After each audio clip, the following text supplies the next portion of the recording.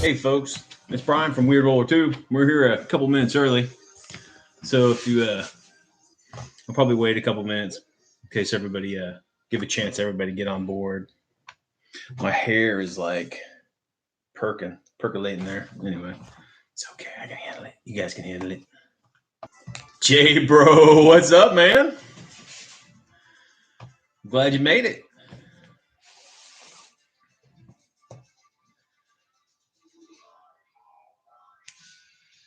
Let me see if anybody else shows up, dude.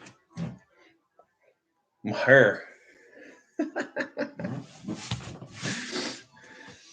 I don't have on my shoestring budget, guys. I don't have a makeup department, so you see what I wake up to. So that's what you get. Couple minutes and we'll start. We'll get going. So what are you doing, man? Just chilling. If everybody doesn't know, Jason Stone here, he's got an excellent YouTube channel. He does leather smithing. What do we call leather smithing or leather working or something? But I don't know, man. That camera's probably shaking in its boots if it thinks it's gonna make love to it. But yeah, Jason makes some excellent, like, kick-ass leather work. So go ahead. I'll put a hey Jay, put a link to your channel so people can check it out. It's badass. Leather craft. All right. He can make anything. So challenge him.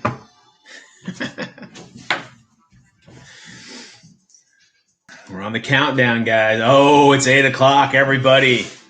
All right. Hey, welcome to Weird War Wednesday. I'm Brian Cottrell from the Weird World War II world, I guess you'd call it. This is the first of hopefully many future Weird War conversations between you guys and me.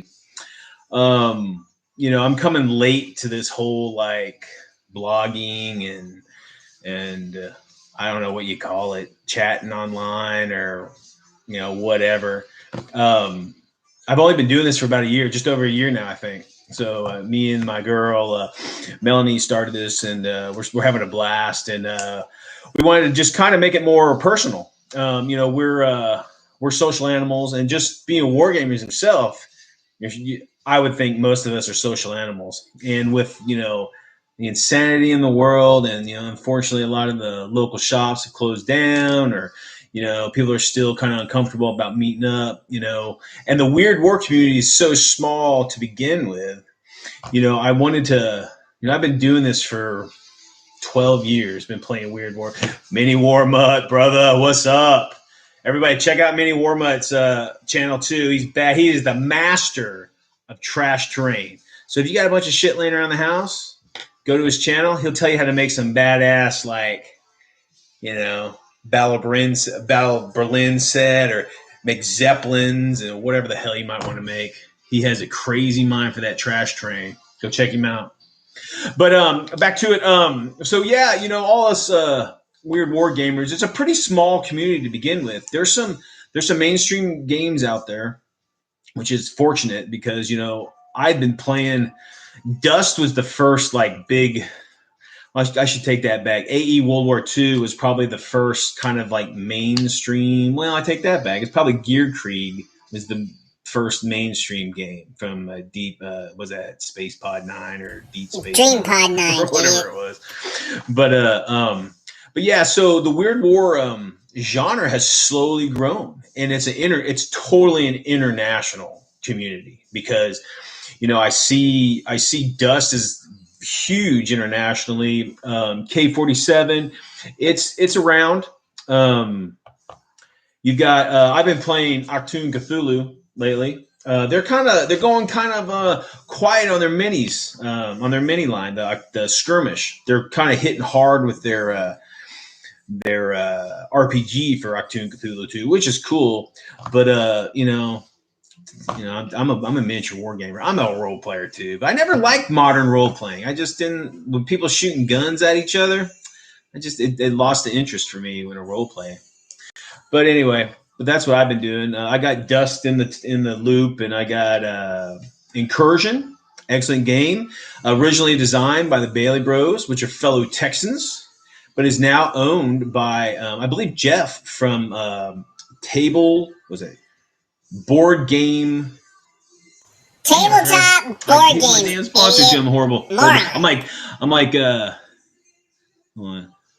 I'm like Norm Macdonald here with sponsors, losing them.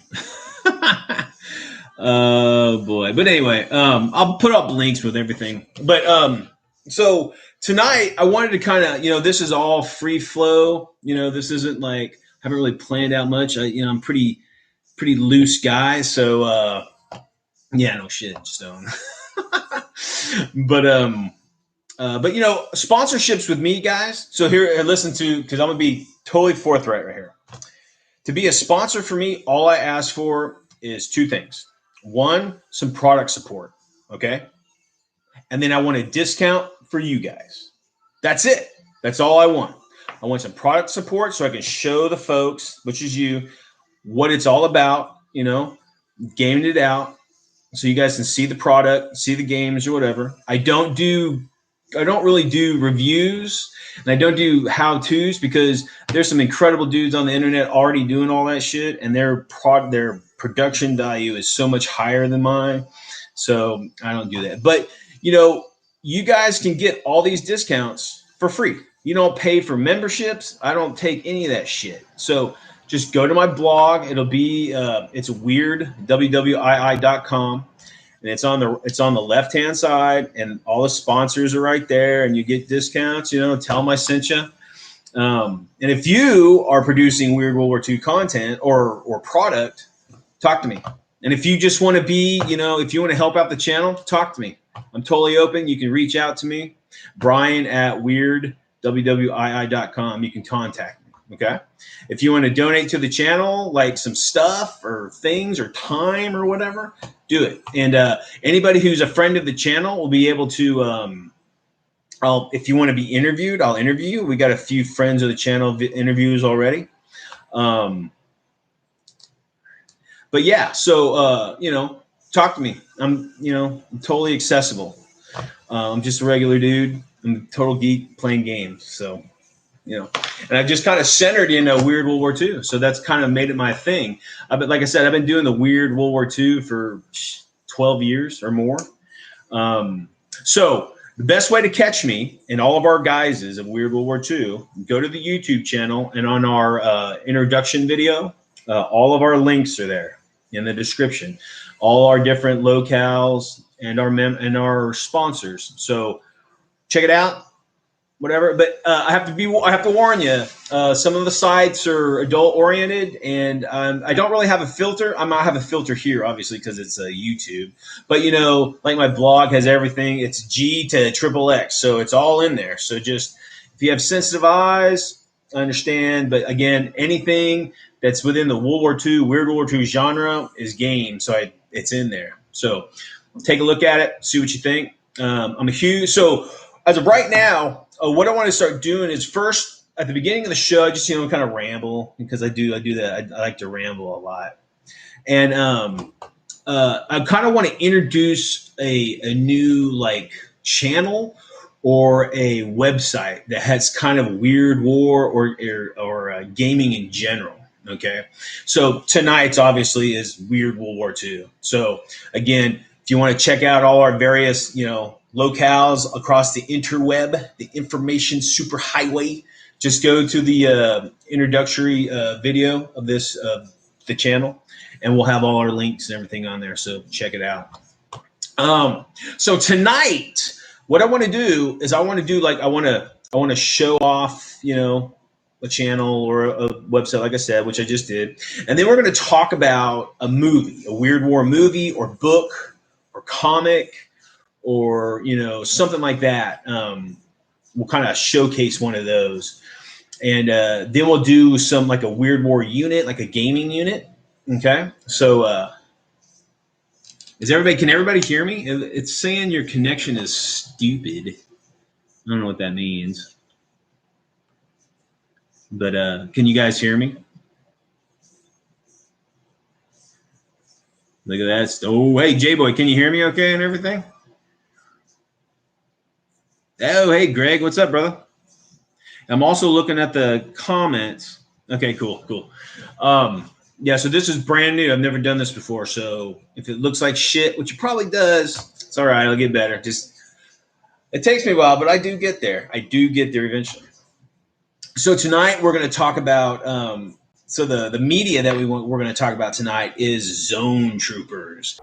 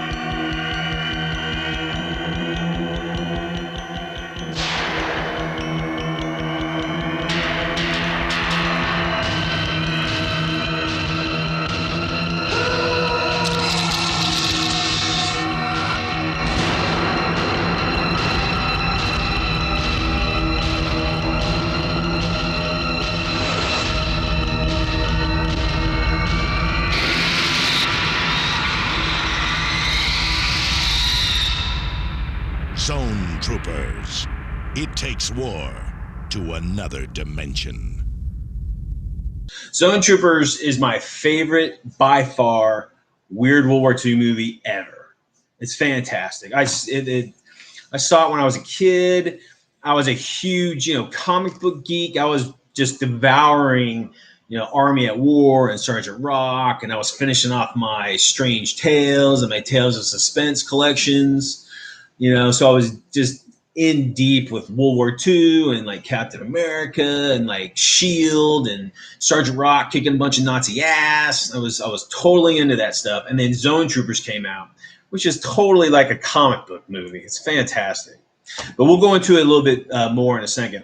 But so the unit or the gaming piece or whatever that we're going to talk about tonight is Captain America and Bucky. By far the most iconic, weird World War II, characters out there. So, and again, so I'm going to be illustrating my version of Captain America and what they do on the tabletop. And then, from that illustration, you guys can kind of glean, kind of like what the rules that I use for them, and you can convert into the systems that you play, because we're all weirdos. And it doesn't matter what system you play. If you're playing K-47, from Warlord, rock on. If you're playing Dust Tactics from Dust Studios, kick ass. If you're playing old school, if you're doing the old Gear Krieg, using the new 15 millimeter stuff that Clockwork Goblin is producing, hell yeah. AE World War II, Incursion. You got lots of stuff, lots of stuff. If you want to go crazy old school, Gotro Damarong, done by can't remember his name. I'm so bad. British guy. This was back when the Yahoo groups were kicking. But he was the first that I saw that was doing Weird War. I can't remember. I have his rules. I have to find his name. I forgot. If it's you, man, tip the hat to you, brother. You're one of the first. His name was Jim Bowen. He unfortunately he passed away. Great guy. He leaves us a great legacy of minis. Check him out. But okay, so Zone Troopers. Okay, so the premise. Okay, so first of all, is Zone Troopers, quote unquote, they take war to a new dimension. Now, okay, that sucks. That's a shitty tagline. Okay, that's kind of lame. But hey, it's still pretty tight. So this was a 1985 movie. Okay, set in World War II Italy, where the squad of GIs get kind of caught up in. So supposedly the Nazis shoot down a UFO, and then they get all caught up in like they find the UFO, the Nazis find them finding the UFO, and there's an alien that survived, and they hook up with the Americans, and they're fighting the Nazis. And, oh, dude, it's fantastic. It's a fantastic movie. It's kick-ass. It's total comic book. So, and honestly, when I play my games on the tabletop, I strive to try to mimic that kind of feel from that movie because it's just so much fun. I mean, it's dumb. It's total comic book. It's total, weird war, and it's fantastic. It's perfect. So it was produced by Empire Productions. Now, Empire was the precursor to Full Moon Entertainment, which was Charles Band. So that's when early Empire, early Full Moon was awesome. Band was making some kick-ass shit. He was making scanners or no trancers and Dollman and Robot Jocks and Castle Freak and the Reanimator and Bride of the Reanimator and all that shit. That great early mid 80s stuff. Oh man, it's fantastic. Now it's all stupid shit like the Killer Bong and just dumb crap. But this movie was set in his when Empire was starting to kind of fold, and he was creating Full Moon. But this is the time when 80s cheese was freaking king and awesome. But okay, so Charles Band directed it. Now, or not directed it, produced it. Now, the writers of it and the director. Okay, so the director is Danny Bilson. Okay, and Bilson also wrote it, and his buddy Paul DeMeo. Okay. Now they got together again later on into the 90s, and they created another movie called The Rocketeer, baby, the Dave Simmons badass Rocketeer movie adaptation. So, and I like that. I mean, it was a Disney flick, and I'm sure they were kind of constrained on what they could do because it was Disney. But I thought Rocketeer was kick ass. And it's another one of my favorite Weird War movies. And it's got everything in it. It's got Rocketeers, hot chicks, Nazis, gangsters, G-men. Kick-ass. That's another kick-ass movie. But they did that movie too. So that can tell you this might have been like a precursor to that. So it tells you what you're getting into. Now, the main guy in it is the Sergeant, what was it? It's Sergeant Stone. Not Sergeant Rock, but Sergeant Stone. Okay, so that's by Tim Thomerson, man. Everybody knows Tim Thomerson, dude. The guy in Trancers. He was Iron Eagle. He was the dad in Iron Eagle. He was the crazy dude in Cherry 2000. Air America. Who's Harry Crumb? He was the tennis pro in Who's Harry's Crumb. That was a kick-ass movie. And he's been in a million other things. And then Tim Van Patten. I don't know if you guys know who Tim Van Patten was. Okay, so in the 80s, he starred in The Master. You guys remember that TV show, The Master? Ninjas, baby. That was when the ninja hype was like, boom! And he was doing it was basically an American Ninja, for television. So it was freaking Megaforce was tight too. Dude, that's oh shit, that was can't remember his name. Boss. I got autographs from him. Damn, you're stupid. But yeah, he was the guy in Rocky Horror Picture Show. Tomorrow.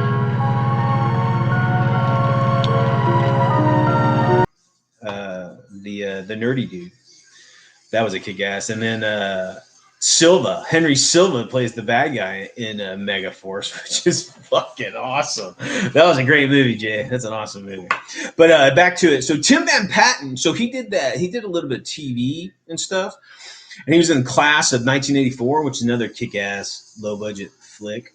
But later in life, so he plays the young kid in the squad. And later in life, he became a producer and a director, right? For all of HBO's stuff. So the kid who played the nerdy kid in the squad ended up, he's producing or he's directing Game of Thrones, The Pacific, Boardwalk Empire. He's producing and directing all those badass HBO high budget television shows. So that's pretty cool. Talk about making it big, man. He went from crap to doing this totally badass, behind the scene kind of stuff. That's pretty sweet.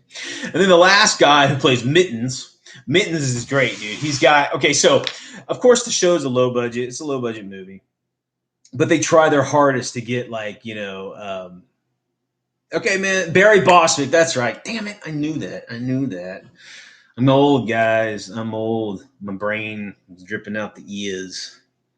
All right, man. Any more what? See you, B. So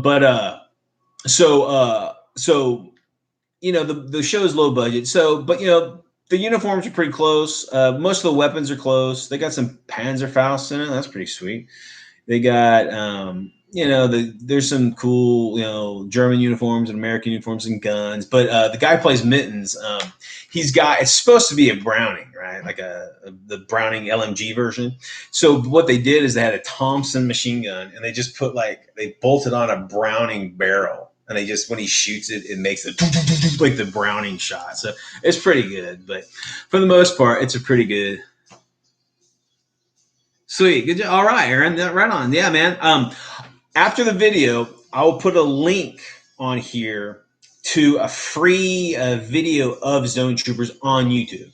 So you guys, after we talk, you guys can go on YouTube at your leisure and check it out for free. So whoever put it on there, tell them it rocked or whatever. But yeah, give it a thumbs up for them for putting it up there. I don't know if it's legal or not, but who gives a shit? Just go check it out. But I'll put that link in there after the video. But the guy who plays Mittens. Oh, and I won't tell you this spoiler, but there's a scene where Mittens wakes up and he throws a right hook on somebody. You guys are gonna love it. You're gonna love it. Who he fucking knocks out. Anyway, but that is Art LaFleur. You guys have seen, this is a character. All these guys are character actors. Like Tim Thomerson and Art LaFleur are huge character actors. They've been in a bazillion movies. I mean, a bazillion movies and TV shows or whatever. But you probably know him best from, he was the sergeant in Trancers, and he was the dad in the Blob remake, which is freaking awesome. Halloween's coming up. You guys rewatch the Blob, the 1980s Blob. That is awesome. That's a great remake that does not get the credit it deserves. It's a great one.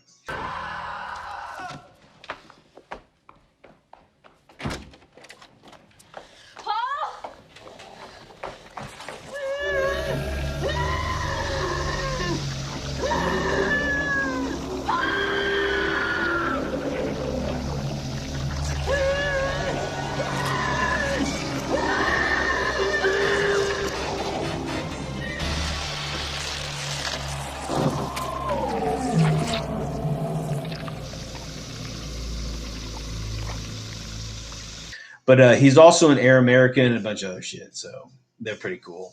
But yeah, so again, it's total comic book. It's not like high budget, the comic books when we think comic books now. But this is watching this movie is going to be what comic books were like when I was reading them in the 80s. They were just full of fantastic gadgets and crazy storylines, but you believed it because it was so awesome. But give Zone Troopers a chance, guys. I don't know. I believe there's a Blu-ray for it now. Now, I don't even have a Blu-ray. I think I have an Xbox. I think Xbox has a Blu-ray in it, but I don't have any Blu-rays. But dude, I had the VHS tape of it when it came out, and I have the DVD of it still. But I don't have but supposedly the Blu-ray has a badass remastered cut, and it's got interviews with both Bilson and DeMeo, and I think Tim Thomerson's interviewed in that, like commentary when you watch it. So give it a try. Yeah, Greg, check out the Blob, dude. The 80s Blob. It's fucking awesome. That's really good. It's creepy. It's nasty. But all right, so that was the media that we're going to talk about today. So Zone Troopers, give it a chance. 1985, Empire Pictures.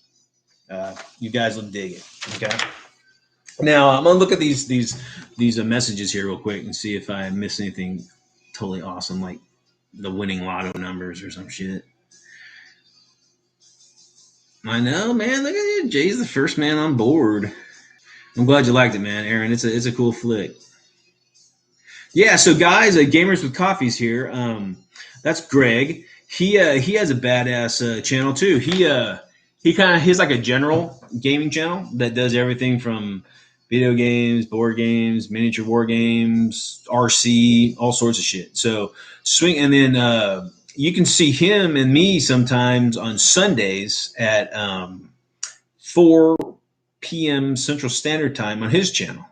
So if you want to ever rap with me or rap with him and get involved in all that insanity, swing over to his channel. It's pretty sweet. There's a bunch of characters there, and everybody's really cool, and lots of stuff. We talk about all sorts of shit. So it's a good place to meet new folks and network and see if you can get some gaming going, or get things happening in your world, or be exposed to something new and awesome. All right, guys. So now I don't know if you guys knew, but back in the day, I used to own a miniatures company. It was called What the Miniatures. Okay, and what I did is I produced his heroic 28 millimeter stuff. It's all Weird WWII. So like I can say I was the first guy to do a miniature with a Luftfaust, and I did some. Not Captain America and Bucky limited editions. I did some like a Red Skull and a Sergeant Rock. I did the first U.S. zombies, U.S. World War II zombies in the market. I had a pack of undead U.S. airborne troops. That was a lot of fun. That was my sculptor was Aaron Brown from Black Crab Studios down in New Zealand. Fantastic guy. He does all sorts of sculpting. I'm not sure if he does miniature stuff anymore, but he does. He did at the time. He did all of Zombie Smith's zombies and their core. Remember the core stuff that came out? They're like kind of look like bird people or whatever. But the core from Zombie Smith was designed by Aaron Brown as well, and he's done a whole bunch of different stuff. So if you guys are in the market for sculptors, a traditional sculptor with green and whatever, check out Aaron Brown down in Black Crab. He's a badass guy, super nice. My caster was Knuckle Duster, which is run by Forrest Harris. Forrest is a fantastic guy, guys. Makes a fantastic line of like a larger scale Western stuff, like Old West stuff. I think they're like 32 mil stuff, but they're beautiful. They're fantastic. And Forrest is a great guy. He would let me piggyback off his production molds because, I could only produce like a couple minis at a time, and he would do that for me, and just fantastic guy. So if you're looking for a sculptor in himself, or a sculpting or a casting company, shoot out to Knuckle Duster. Forrest is a great guy. You have to check him out. But so anyway, the first thing, I was like, I got him. What do I, I've always wanted, but I never had, was a Captain America and Bucky, because that was my crew. Captain America and Bucky, man. I've been a Cap fan since I was a kid.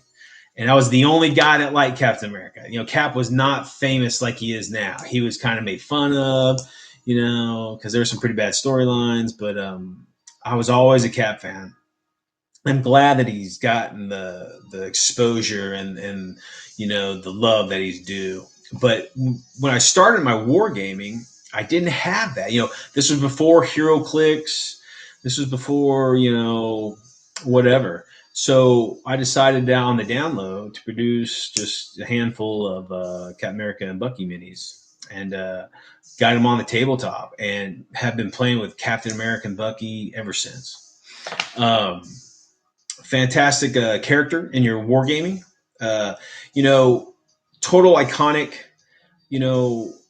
powerful, but not invincible. He's not Superman.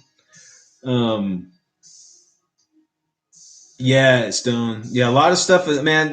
This is the golden age of like creating miniature stuff, guys, with the 3D. I don't have a 3D printer, but man, if you have any skills in it, or you guys can produce anything. You can produce anything you want. You do your whole lines, and I'm telling you, this 3D printer stuff is going to these big time gaming manufacturers. They're going to have to think about stuff because the age of 3D printing is here and it's not going away. So be nice to your customers, because a lot of those customers are going to end up buying their own stuff and making their own shit. So let's all support the people that are making good product, quality product that treats you well. You should do that. But if they don't, fuck them. Make your own stuff. Or find somebody else that makes something comparable and give them your money. Because listen, the little money that I have is hard worked for, and it's going to the people who deserve it. Okay, for the product and the customer service and everything. Give your money to the people that deserve it. Okay. And if not, create your own thing, guys, because shit, again, I didn't know anything about miniatures, and I just got on the forums. I got on Lead Adventure Forum. Fantastic site. Go check them out. Lead Adventure Forum, LAF. It's a huge international forum full of shit. I got on there. I was talking to folks and learned about, the minis and what it entailed and, what it costs and all that stuff. And, people in our hobby are really open for the most part. This is a pretty inclusive hobby. And I mean, if it's not, you need to stay away from those guys because they're assholes, because it does not need to be exclusive, guys, because we're fighting for gamers, because we're fighting video games, and, board games are having a hard time because of all this pandemic crap, and, getting in front of people is getting scarcer. So, we need to make sure our hobby is inclusive. So, there's no reason to keep anybody out. Age, race, religion, politics, whatever the fuck. We're all playing with toys, throwing dice. So grow up. As much as that'll let you, playing with toys. But anyway, back to it. So I created some minis, some Captain America and Bucky minis. But okay, so Captain America. Okay, now when I wrote the rules for Cap, there's a lot of incarnations of Captain America, right? I'm a big Golden Age fan. I was a huge Golden Age and Silver Age comic collector. And I don't collect comics anymore because it ain't the comics that I grew up with. So I don't know if I grew out of them or I think the writers grew out of me. So I don't have anything to do with them anymore. But oh, Colette, what's up, girl? Colette is hanging out with my beloved Mel. They're chilling. I'm glad they came to visit. All right, guys. So here's Capitan American. There he is, guys. Let's see if I can get it to it. There he is. Again, Aaron Brown sculpted this. He's sporting himself a ton. This is the Captain America, this is the Golden Age Cap where he had guns and he wasn't afraid to blow away a Nazi. And he was fighting Nazis, guys. He wasn't fighting fucking Hydra. Okay, let me school you guys a little bit, because Cap is my boy. And, I love Cap in the movies, right? But the first movie, I was crushed because he was fighting Hydra and not Nazis. Now, I get it. In the world that we live in, I get it, okay? Don't give me that PC bullshit. I get it, okay? Captain America was a soldier in World War II, and he was fighting against Nazis, okay? So Hydra. Let me give you a story about Hydra, okay? The only comics that mentioned Hydra during World War II was Captain Savage and his Leatherneck Commandos, and they were fighting in the Pacific. So what had happened was Hydra was in the Pacific, and the Leatherneck Commandos and the Samurai Suicide Samurai Squad, or whatever they're called, they teamed up to destroy Hydra together. So you had Imperial Japan, the USMC teaming up to destroy Hydra. And they did. They blew the shit out of Hydra. Now, the reason, the Red Skull was involved in Hydra's creation. And then Baron Stucker, von Stucker, he kind of ran it.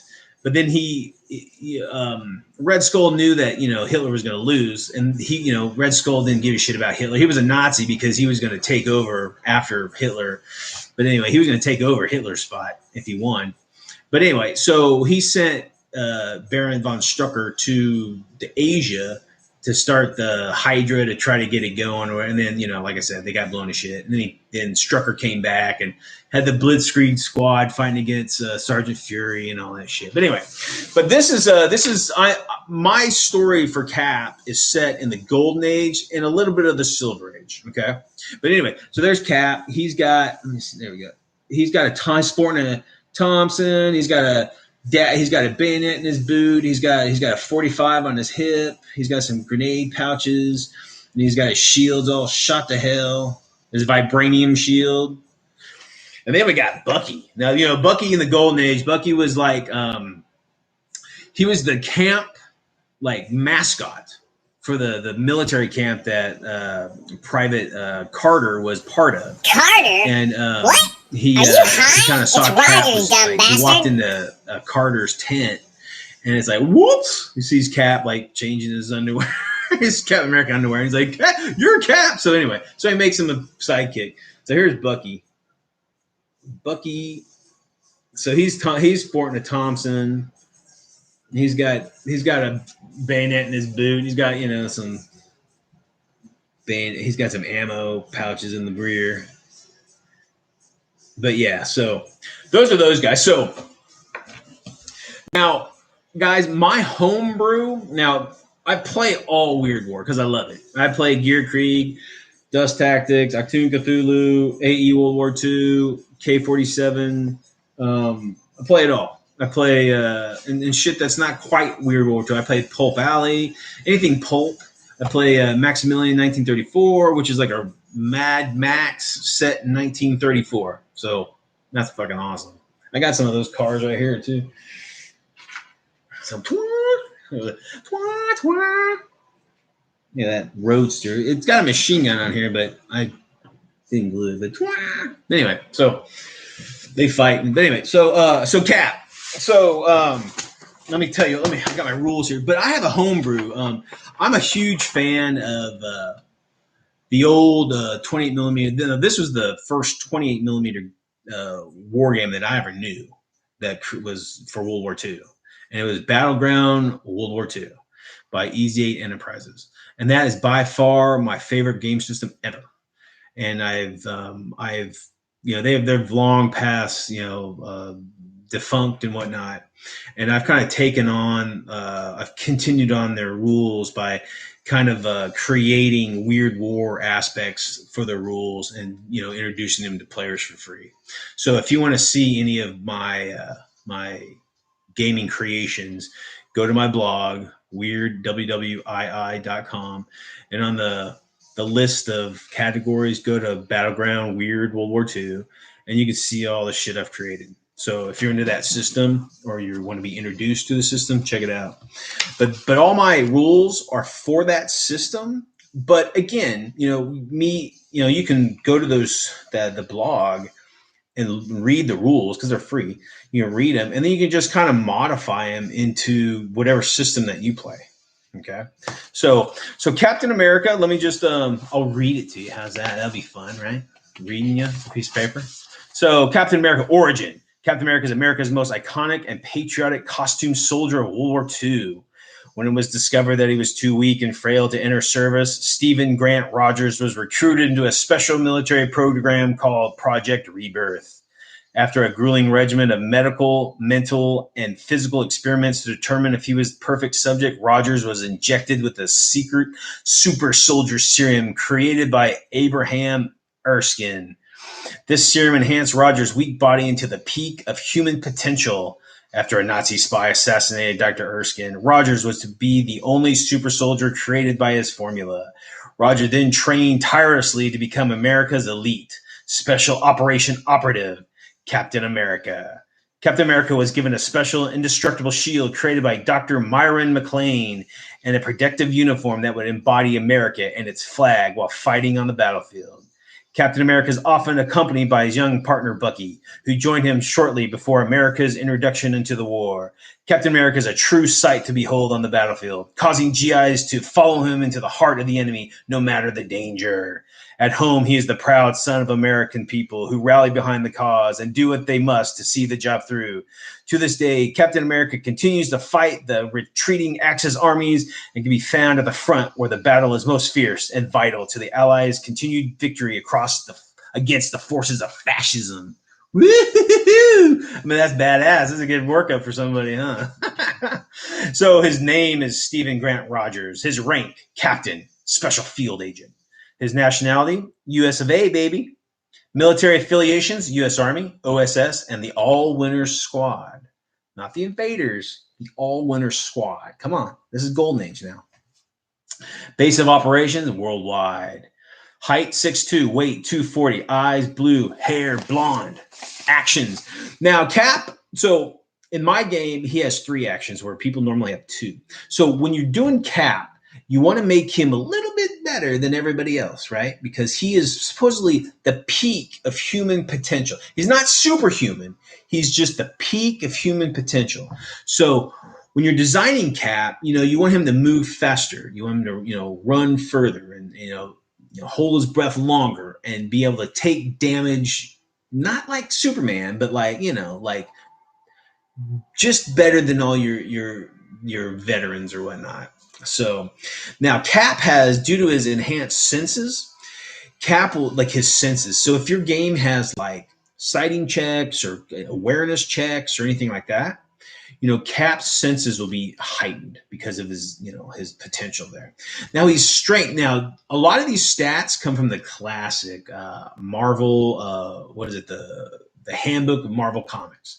They came out back in the 80s. Marvel came out with these like reference comic books for all their characters, and they would have like their weight and like what they could bench and their whole story up to the point. I think like 85 is when they were. So up to that point in 85. So those are fantastic. If you can get a hold of those, get those, because just any reference to comic book characters is cool, because you can just, instead of reading all the stupid comics, you can just read the reference comic.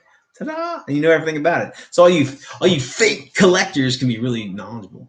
But go support the comic industry if it's good. If it's not good, don't support them. They're stupid. So movement, training. Cap is an expert in all known military weapons and equipment, as well as various martial arts. He has developed his own unique style of acrobatic hand-to-hand combat technique that is yet to be copied. So you want Cap to be a badass close combat dude. Okay. His morale obviously is going to be high. If you have a morale or like a leadership or whatever, it's going to be high. It's going to be one of the highest, because Cap's going to be the guy that's going to motivate the troops or whatever. Weapons and equipment. Now, Cap, the only constant weapon Cap had in the Golden Age and all the ages was a shield. Now, there's reincarnations where he had a sidearm. There's, he was carrying, Thompsons or, machine guns or whatever. Now, he often rode a motorcycle. And it's funny because in the comics, when Kirby, I'm talking about Silver Age now, when Kirby would draw him, most of the time he was driving like the R75, I think is what it's a BMW. It's a German motorcycle. So Cap was driving some captured equipment, which is awesome. But there's also pictures of him riding the Harleys of the day. So Cap was always a motorcycle guy. Now, even in the 60s and 70s, and even the 80s, I don't know about now, but Cap was always a motorcycle rider. When Cap was traveling the country trying to find himself in the 70s, he had a van. He wanted, everybody was driving vans in the 70s. He drove a motorcycle everywhere around too. So definitely if you're going to make up some rules for Cap, make him access to a motorcycle, because he was always on a damn motorcycle. Now his moral fiber. So, Captain America is a Boy Scout. Okay. He is what I'm sure every soldier wanting to go into the military aspires to, God and country, protect the family, want to protect the weak, support the, whatever. So he's an uncompromising moral fiber. Okay. Now, and this is what I wrote. Captain America is a very moral and just individual and takes that attitude onto the battlefield. Cap will always give quarter to those who ask for it and will always protect civilians or wounded, no matter their nationality.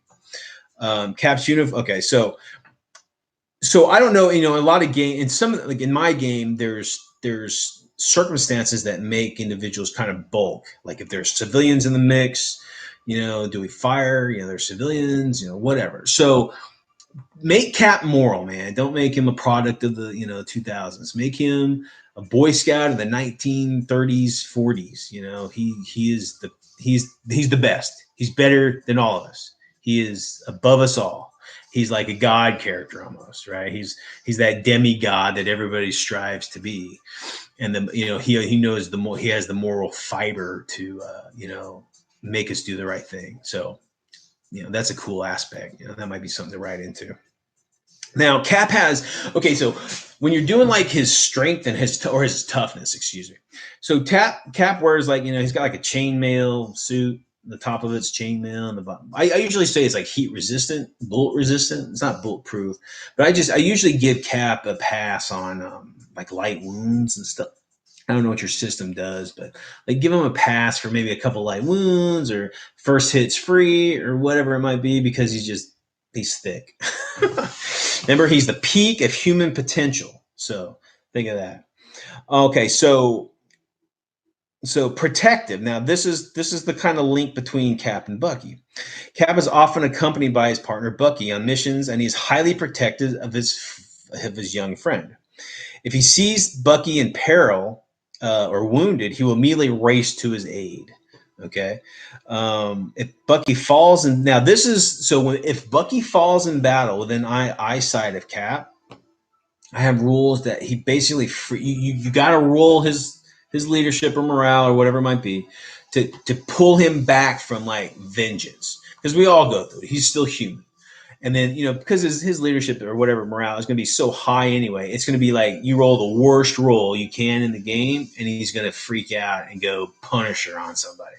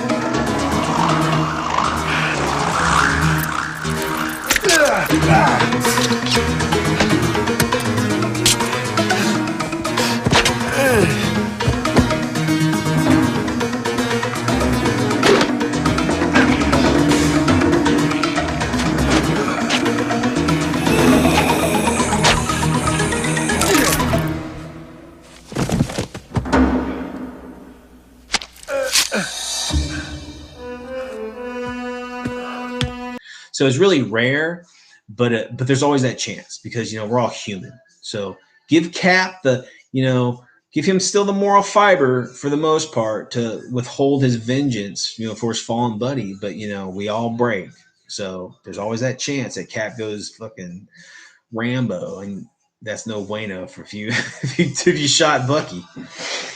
Okay, so I also put causing terror in the heart of his enemies. Any enemy within 12 inches of Cap must immediately make a morale check. If passed, they will fight as normal, but if they fail, they're going to run away from Cap. So that's a fun, just little, have your enemies, get freaked out about Cap. Okay. Now, last thing is we got, guess what? His shield, baby. That's his boy. Okay. So in my game, let me give you a little history of it here, because I took this from this the comics, because that's what you take your shit from. You don't just make it up. It's from the comics. Captain America's shield is a concave disc 2.5 feet in diameter, weighing 12 pounds, and made of unique vibranium adamantium alloy discovered by Dr. Myron McLean. The shield has incredible aerodynamic properties that he uses as a projectile weapon. The special alloy is practically indestructible and offers Cap a protective shield against all weapons before him. The only way to damage the shield is by means of tampering with the, check this shit out, by the molecular bonding on a subatomic level. That shield ain't ever gonna fucking break. The only way to damage the shield is by doing that. So basically, and in my rules, I won't get into all the minutia of the rules, but okay, Cap has a super high save, like armor save, or if you guys have armor saves or whatever it might be, or pump that bad boy up, okay, like big time. And I'm even talking about like against 88s. Like in my game, if Cat gets hit by an 88 shell, like an AP shell, okay, he's going to hit. I mean, that the shield absorbs even concussion, like concussive force, but it still knocks him back. So, there's all that rules. Come up with some cool rules, like Cat gets hit by a laser cannon or fucking, okay, let's say K-47 weaponry, a sonic weapon or the grav weapon that they have, the Germans have in K-47. He just holds on to it and flies around or whatever. Whatever. So the shield's it's indestructible, but Cap isn't. Make him fly against stuff or fly around, but he just doesn't get hit by the shell. He just gets hit by the concussive force or whatever. Now, also, Cap uses that damn shield as a weapon. Now, you've seen the movies. I mean, if you've read the comics, that shit like bounces all over the place. Like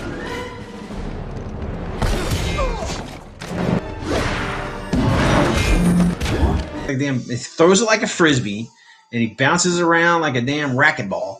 So in my rules, like I have where Cap can throw his shield up to 30 inches in any fucking direction he wants. So he just makes like a, whatever you guys do in ours, it's a skill check. He rolls a skill check and he passes it. He has 30 inches of movement, however he wants. He can bounce off that truck, hit the dude, the Panther tank commander in the face, bounce back and hit that Nazi in the balls and hit that duck in the air and then right back to his hand, however he wants to do it. So, and that'll be kind of cool. Like you have him and you like make up the story against, your buddies playing against you. And he's like, what? There's no way. And you're like, Captain America, dude, he can do anything he wants.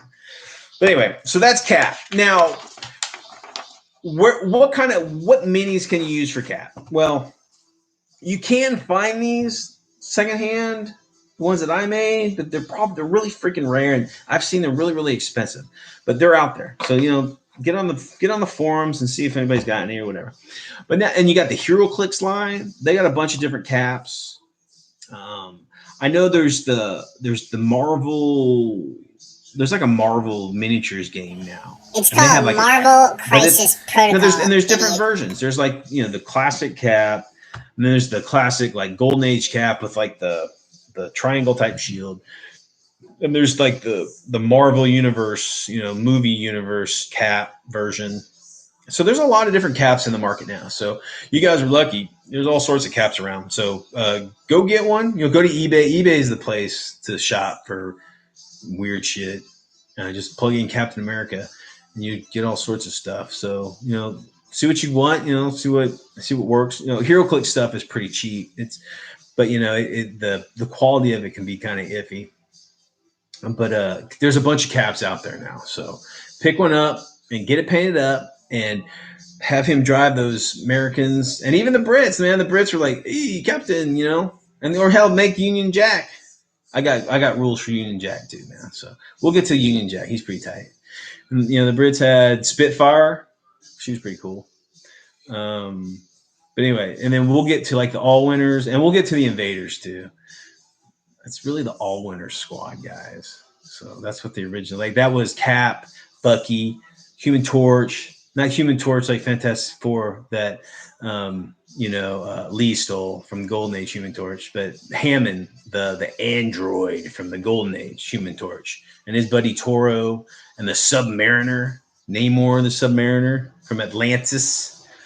And then they had like the Destroyer later on. He's like, Destroyer's pretty cool, dude. He's like a German that's like in Nazi Germany fighting against the Nazis.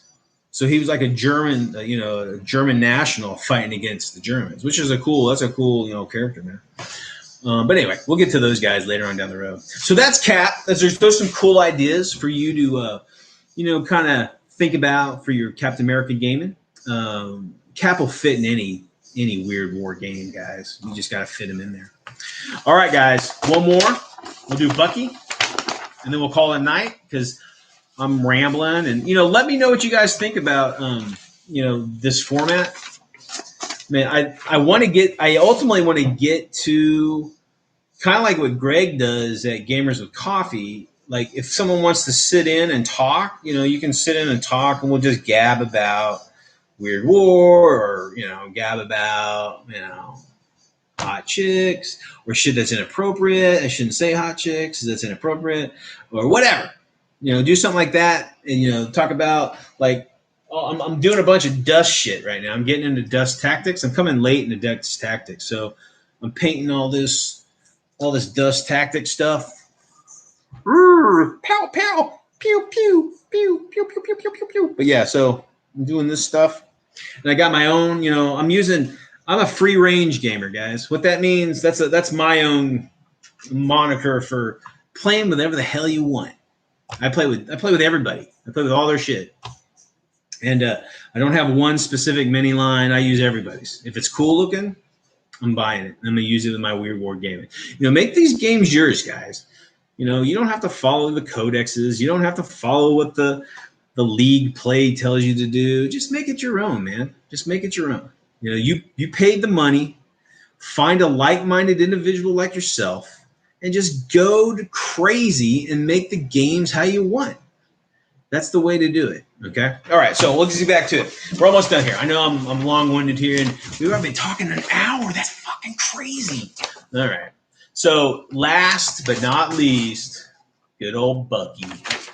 All right. We'll do Bucky's origin, and then we'll just kind of go through like what I have, kind of iconic character traits that should translate or could translate to your tabletop gaming. Okay. Or this is the origin. James Buchanan Barnes lost his mother at an early age and traveled the country with his unemployed father looking for work during the Great Depression. The Barnes then came to Camp Lehigh when Bucky's father joined the U.S. Army. Not soon after his enlistment, Bucky's father died in a training accident, and he became a ward of the state. The camp commandant felt sorry for the young teen and was able to make Bucky a mascot for the base. See, it's like, what the fuck? That's some writing. That's some creative ass writing. Okay. Bucky was given numerous jobs around the camp that allowed him to watch and learn how to soldier by imitating what he saw. Several recruits and instructors taught him what pity for the boy. Bucky became close friends to a new third-rate private known as Rogers. One night, while I said Carter, didn't I, dude? I was referring to Captain America as Carter. That's no bueno. Earlier, I meant Rogers. You know why I did that? I've been playing Achtung Cthulhu, and they've kind of got they got this guy Sergeant Carter. He's like a Sergeant Rock, Nick Fury kind of mixed together. But I've been getting. It's funny because me and Mel will be playing, and I'll be saying Captain Rogers. I meant Sergeant Carter. I'm fucking old. Give me a break. But I know who Captain America is. Steve Rogers. Sorry about that, guys. I'm old. All right, so one night while entering Rogers' tent, Bucky witnessed Rogers changing into the costume of none other than Capitan American. Dumbfounded, Bucky pleaded to his best friend to let him help with spy smashing, and under much protest, Cap relented and took the young teen as his partner. The two trained together exclusively and stopped numerous Axis spy rings and saboteurs. It was during these adventures that Cap realized that the teenager was one of the greatest natural athletes and combatants he had ever seen. Under Cap's instruction, Bucky became a top-rate soldier, besting most of the older GIs on the base. Several months later, Bucky became Cap's official partner, and the two joined the Allied superhero team, the All-Winners Squad. Bucky has become an important part of the Allied cause and is a positive propaganda tool for the U.S. to recruit young men into the armed services.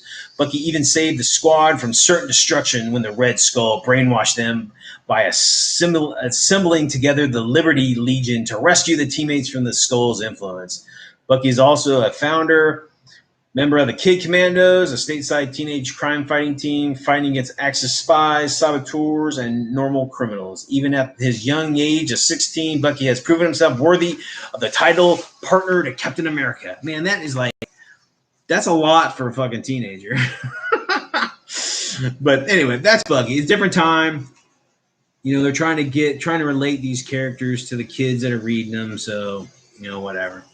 So, name James Buchanan Barnes, rank Special Field Operative. He's a U.S. citizen, affiliated with the U.S. Army, All Winter Squad, Liberty Legion, and the Key Commandos.